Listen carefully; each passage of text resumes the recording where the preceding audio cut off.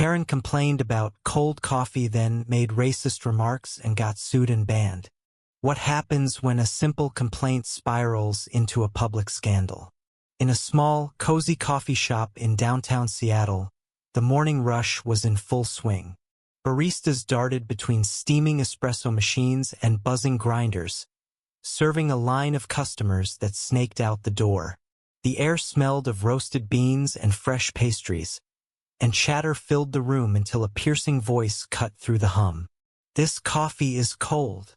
Karen, a sharply dressed woman in her late 40s, slammed her cup on the counter, her face twisted in outrage. The room froze. All eyes turned to her, then to Maya, the young barista behind the counter, whose warm smile faltered but didn't break. Karen's complaint wasn't just loud, it was a performance. She waved the cup like a prop, claiming it was unacceptable and disgusting. Maya, barely 22, apologized calmly, offering to remake the drink. But Karen wasn't having it. "You people always mess this up," she snapped, her voice dripping with venom. The phrase hung in the air, heavy with implication. Customers exchanged uneasy glances. Maya's hands trembled slightly as she reached for a fresh cup, but her voice stayed steady. "Ma'am, I'll make you a new one right now, no charge." Karen scoffed, rolling her eyes. "Don't bother. You clearly don't know how to do your job." The tension was palpable, a storm brewing in the crowded shop. The truth behind Karen's outburst began to unravel as Maya's coworker, Jamal, stepped in. A part-time barista and law student, he'd seen Karen before she came in weekly, always finding something to nitpick. Last time it was the weak foam. The week before, the wrong syrup. But this time her words carried a darker edge. Jamal, who'd been steaming milk nearby, overheard her muttering under her breath about these people and their incompetence. He leaned in, asking her to repeat herself. Karen, emboldened, didn't hesitate. "I said, people like her shouldn't be working here if they can't even make coffee right." The room gasped. Maya, whose family immigrated from Ethiopia, froze, her eyes locking onto Karen's. The accusation wasn't just about coffee, Anna Maria, it was personal, laced with a racism that stung like a slap. The confrontation escalated faster than anyone expected. Jamal, his voice calm but firm, called Karen out. "That's not just rude, it's discriminatory. You need to leave." Karen's face reddened, her voice rising to a shriek. "You can't talk to me like that. I'm a paying customer." She grabbed her cup and, in a fit of rage, hurled it across the counter. The coffee splattered, knocking over a display of mugs that shattered on the floor. Sugar packets flew, and a glass carafe cracked, spilling dark liquid everywhere. Customers ducked, some pulling out phones to record. Maya stood her ground, her apron soaked, her eyes blazing with a mix of hurt and defiance. "You don't get to treat people like this," she said, her voice cutting through the chaos. At that moment, an unexpected figure emerged from the crowd. Mr. Patel, the shop's owner, who'd been quietly restocking in the back. A soft-spoken man in his 60s, he was known for his kindness but also his no-nonsense approach. He'd overheard everything. Stepping forward, he raised a hand for silence.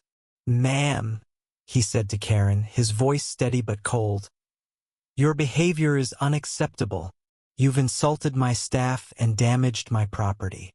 Leave now, or I'll call the police." Karen, stunned, tried to argue, but the crowd's murmurs grew hostile. A young woman in line, holding a toddler, spoke up. "You're the problem here, not her."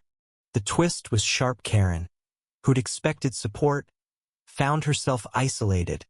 The room united against her. Karen's downfall was swift and brutal. As she stormed out, vowing to sue this dump, customers uploaded videos of her outburst to social media. By noon, the clips had thousands of views, with hashtags like Coffee Shop Karen trending. The footage showed her racist remarks and the coffee-throwing tantrum in stark clarity. Online, people dug into her digital footprint, uncovering a history of similar complaints on review sites always targeting minority-owned businesses. Maya, meanwhile, became a reluctant hero. Encouraged by Jamal and Mr. Patel, she shared her story in a heartfelt post, describing the pain of being targeted, but also her pride in standing up. The post went viral, sparking a wave of support for the shop. The legal consequences hit Karen hard. Mr. Patel, backed by a pro bono lawyer who saw the videos, filed a lawsuit for property damage and defamation. Maya, after some hesitation, joined the suit, citing emotional distress. The case gained traction, with local news outlets covering the coffee shop Karen saga. Evidence piled up: security footage, witness statements, and even Karen's own social media rants, where she doubled down, claiming she was the victim. The court didn't buy it. Karen was ordered to pay damages $10,000 to the shop and $5,000 to Maya. Worse, she was banned from every coffee shop in the local chain, her face now infamous. Her employer, a mid-sized marketing firm, quietly let her go after the backlash. Her life unraveled, a stark contrast to the privilege she'd wielded so carelessly. The story didn't end with Karen's defeat. Maya, though shaken, found strength in the community's response. Customers flooded the shop with support, leaving tips and kind notes.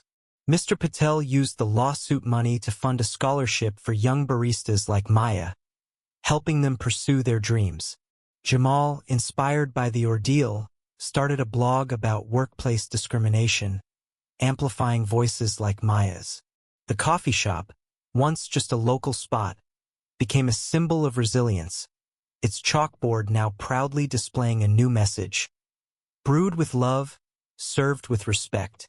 Maya, now training to become a manager, smiled more often, her warmth undimmed by the ordeal.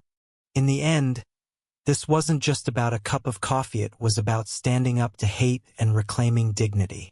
Karen's words and actions, meant to demean, instead sparked a movement of solidarity.